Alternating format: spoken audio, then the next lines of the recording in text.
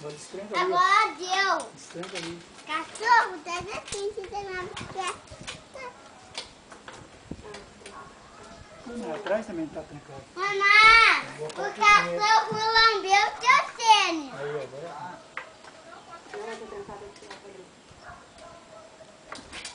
Você bota por cima.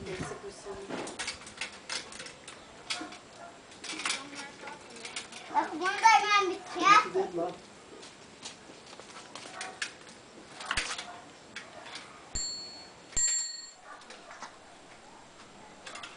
Três para uma vez. Não bota então.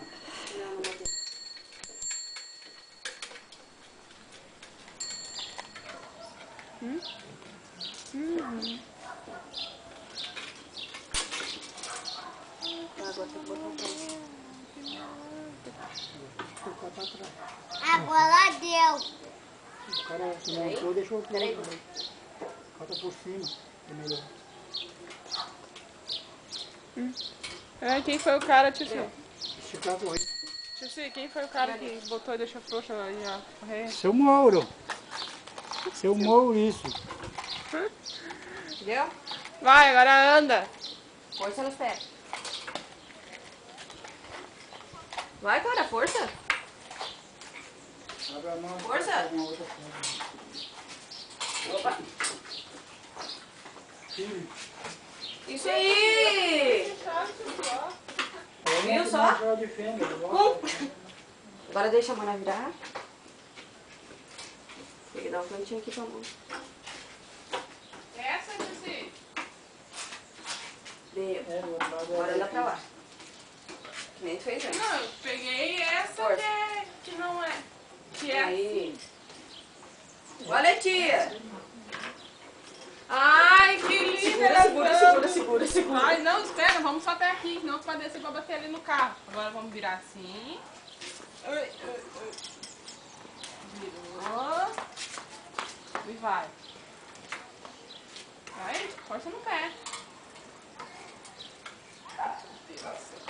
Ah, tá.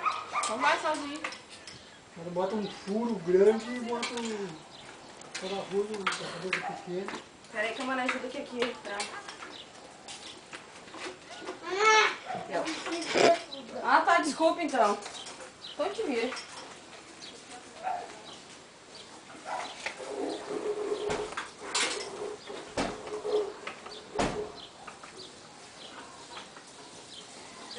Então vai, desce. Vai ter que desvirar a bicicleta.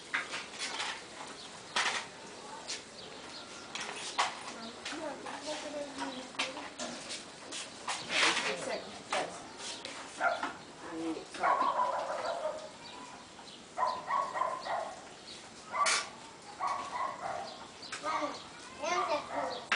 Eu tava só te ajudando.